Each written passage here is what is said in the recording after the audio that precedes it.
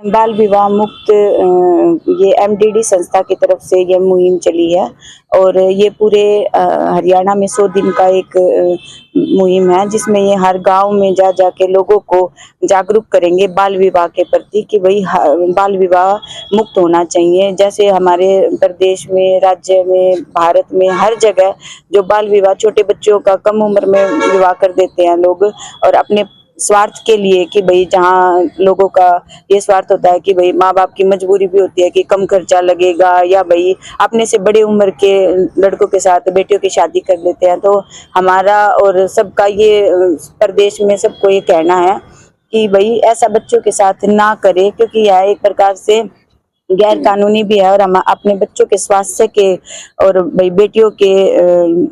एक भविष्य के लिए भी उनके साथ बहुत बड़ा अन्याय कर रहे हैं, क्योंकि उन छोटे बच्चों को कुछ नहीं पता होता कि भाई उनके साथ क्या हो रहा है क्या नहीं हो रहा। लेकिन हमारे माता पिता की या हमारे एक जनप्रतिनिधि होने के नाते, या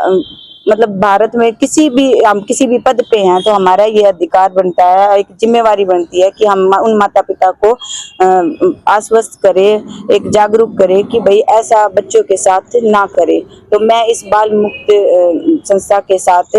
बिल्कुल इनके साथ हूँ कि भाई ये बच्चों के भविष्य को ऐसे बनाए रखें, और इसकी मैं सराहना भी करती हूँ, क्योंकि ये हमारे प्रधानमंत्री नरेंद्र मोदी जी के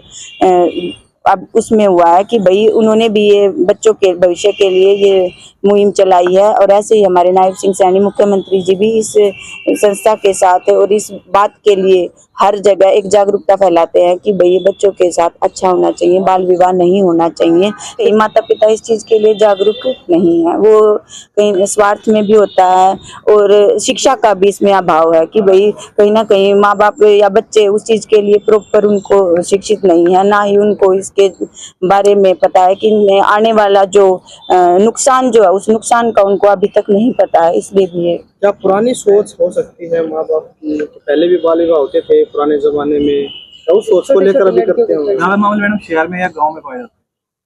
अभी तो गांव में ज्यादा है, शहर में तो फिर भी थोड़े कम हो चुके हैं। और लेकिन अभी तो प्रशासन भी, सरकार भी इस चीज के लिए काफी जागरूक हो गई है कि वो ऐसा जहाँ भी ऐसा कुछ होता है तो लोग शिकायतें भी कर देते हैं, तो लोग वहाँ मौके पे पहुंच जाता है प्रशासन कि ऐसा ना हो। लेकिन फिर भी लोग कर देते हैं थोड़ा बहुत। लेकिन इस तरह के अभियान चलेंगे तो हो सकता है कि भाई अच्छा हो। देखिए, सजा का प्रावधान तो यही है कि उनपे पोक्सो, कहीं तो पोक्सो का केस भी लगता है, और भाई ऐसे में माता पिता को भी जेल होती है, उन अगले जो ससुराल वाले होते हैं उनको भी जेल होती है, सारी चीजें होती हैं। लेकिन कहीं ना कहीं लोग इस चीज को दबा लेते हैं, तो खुल के वो सारी चीजें आती नहीं है और बाद में सुलह भी होती है। क्या अपील करना चाहेंगे? मैं यही अपील करना चाहूंगी कि भाई माता पिता से ही है मेन तो, कि वो ऐसे किसी भी बहकावे में ना आए कि भाई कभी पैसों का बहकावा देते हैं या भाई उन लड़कियों के अच्छे भविष्य का बहकावा देते हैं, तो अपने बच्चों को शिक्षा की तरफ ज्यादा लेके जाए, ताकि वो अपने देश को आने वाले